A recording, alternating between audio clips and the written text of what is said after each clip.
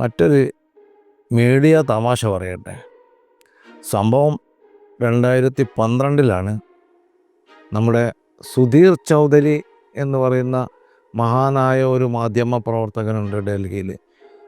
C ന്യൂസിൻ്റെ മേധാവിയായി സുധീർ ചൗധരി വരുന്നു.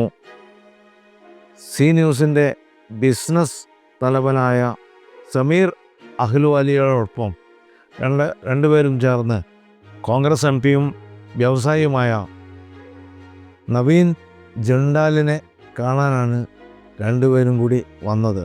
അന്ന് കൽക്കരിപ്പാടം അഴിമതി കത്ത് നിൽക്കുന്ന കാലമാണ്. നവീൻ ജിണ്ടാലിനോട് ഇവർ രണ്ടുപേരും പറഞ്ഞു, നിങ്ങളെ കേസിൽ നിന്നും രക്ഷിച്ചെടുക്കാം, ആ കാര്യം ഞങ്ങളേറ്റു, നിങ്ങൾ വെറും 100 കോടി രൂപ ഞങ്ങൾക്ക് തന്നാൽ മതി. ഇതാണ് സുധീർ ചൗധരിയും അതുപോലെ തന്നെ സമീർ അഹ്ലുവാലിയും ചേർന്ന് നവീൻ ജിണ്ടാലിൻ്റെ മുമ്പിൽ വെച്ചിട്ടുള്ള ഓഫർ. ഓക്കെ, നവീൻ ജിണ്ടാൽ പറഞ്ഞു, എനിക്ക് സമ്മതമാണ്.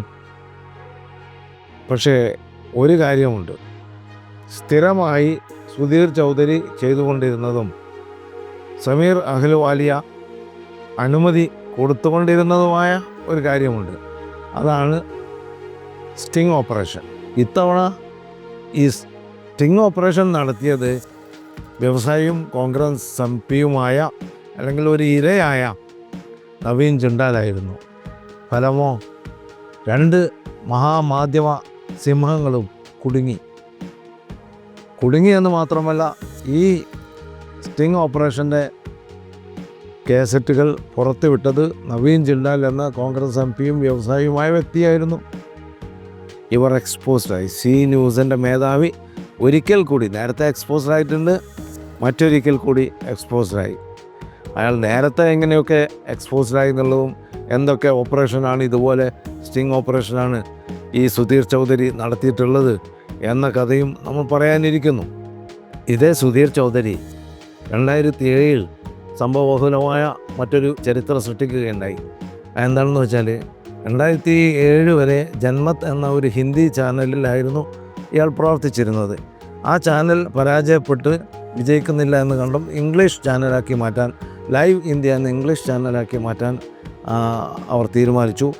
അതിൻ്റെ ലോഞ്ചിങ്ങിൻ്റെ ഭാഗമായിട്ട് നല്ലൊരു സ്റ്റോറി കിട്ടണം എന്ന് ആഗ്രഹിച്ച് ഇവർ ചെയ്തിരുന്നത് അവരുടെ ഒരു റിപ്പോർട്ടറെ ഉപയോഗിച്ച് ഒരു ഒളിക്യാമറ ദൃശ്യം പകർത്തുകയാണ്. ആ ഒളിക്യാമറയിൽ ഡൽഹിയിലെ സർക്കാർ വിദ്യാലയമായ സർവോദയ കന്യാസ്ത്രീ, പെൺകുട്ടികൾക്ക് മാത്രമുള്ള സ്കൂളാണ്. ആ സ്കൂളിലെ ഒരു അധ്യാപിക പ്രൈവറ്റ് ട്യൂഷൻ കൊടുക്കുന്നു. ആ ട്യൂഷൻ കൊടുക്കുന്ന പെൺകുട്ടികളെ വേശ്യാവൃത്തിക്ക് വേണ്ടി ദുരുപയോഗപ്പെടുത്തുന്നു, ബ്ലാക്ക്മെയിൽ ചെയ്ത് ദുരുപയോഗപ്പെടുത്തുന്നു എന്നുള്ള ഒരു ഒളിക്യാമറ കഥയുണ്ടാക്കുകയാണ് ചെയ്തത്. അങ്ങനെ കഥയുണ്ടാക്കി ലൈവ് ഇന്ത്യ ടെലിവിഷൻ പുറത്തേക്ക് വരികയും ഈ സ്റ്റോറി അടിച്ചുവിടുകയും ചെയ്തപ്പോൾ രക്ഷിതാക്കൾ പ്രക്ഷുബ്ധരായി സ്കൂളിലേക്ക് ഇരച്ചെത്തുകയും ഈ സ്ത്രീയെ, ഉമാ ഖുറാനെ വലിച്ച് പുറത്തേക്ക് കൊണ്ടുവരികയും നടു റോട്ടിലിട്ട് വസ്ത്രാക്ഷേപം നടത്തുകയും ഒക്കെ ചെയ്തു. റോഡൊക്കെ ബ്ലോക്കായി, ഭയങ്കരമായിട്ടുള്ള ഒരു പ്രക്ഷോഭവും കലാപവും അവിടെ ഉണ്ടായി.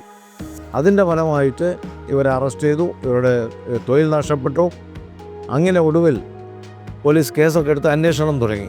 അന്വേഷണത്തിൻ്റെ ഭാഗമായിട്ട് ഈ ഒളിക്യാമറയിൽ സംസാരിച്ച പെൺകുട്ടിയെ കണ്ടെത്താൻ ശ്രമിച്ചപ്പോൾ അത് ചാനലിൻ്റെ റിപ്പോർട്ടർ തന്നെയാണ് എന്ന വിവരം പുറത്തു വരികയും ഇത് ചാനൽ നടത്തിയിട്ടുള്ള വ്യാജ ഒളിക്യാമറ ഓപ്പറേഷനാണ് എന്ന് മനസ്സിലാവുകയും ചെയ്തു.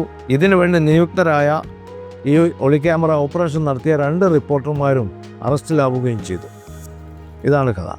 പക്ഷേ ഉമാ ഖുറാനക്ക് തൊഴിൽ നഷ്ടപ്പെട്ടു, അവരുടെ മാനം പോയി. ഇതിനൊക്കെ ആരും മറുപടി പറയാനുണ്ടായിരുന്നില്ല. പക്ഷേ ഇതേ സുധീർ ചൗധരിയും ഈ ലൈവ് ഇന്ത്യയുടെ ആളുകളും വന്ന് കോംപ്രമൈസ് ആക്കുകയാണ് ചെയ്തത്. അങ്ങനെയാണ് ആ പ്രശ്നം അന്ന് അവസാനിപ്പിച്ചത്. ഇവരിപ്പോഴും മാധ്യമ സിംഹങ്ങളായിട്ട് നമ്മുടെ തലസ്ഥാന നഗരിയിൽ വാണരുളുന്നുണ്ട് എന്നത് നമ്മുടെ ബോധമണ്ഡലത്തിൽ ഉണ്ടാവുന്നത് നല്ലതായിരിക്കും. കൂടുതൽ വാർത്തകൾക്കും വിശേഷങ്ങൾക്കും ന്യൂസ് ടൈഗ് ലൈവ് TV സബ്സ്ക്രൈബ് ചെയ്യൂ.